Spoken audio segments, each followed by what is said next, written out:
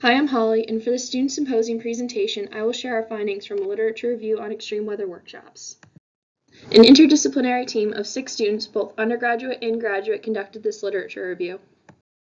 And we would like to thank 3 additional students for their contributions. Here's an overview of what I will be presenting in this video.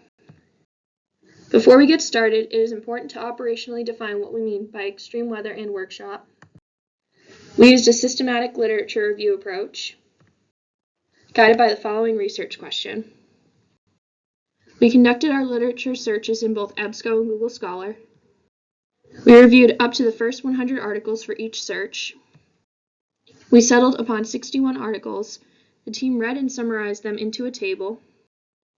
We then conducted both a content analysis and a thematic analysis using an open coding process on the data gathered from the articles.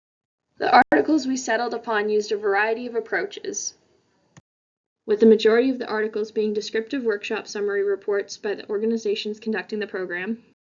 59 of the 61 articles were empirical studies. Of those 59, about 36% were conducted within the United States.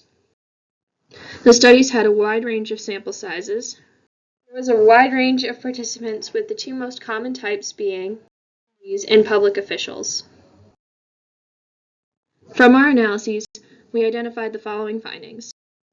Workshops were used to build knowledge through giving presentations on different extreme weather disturbances, providing professional development, discussing possible consequences of climate change, discussing recent climate changes and how they are related to global warming, verifying and drawing conclusions from interviews, as well as setting a research agenda for statistical analysis of extreme climate events, to build adaptive capacity through improving operation practice when dealing with a severe weather threat, initiating an adaptation strategy for extreme weather events, and prioritizing ongoing communication.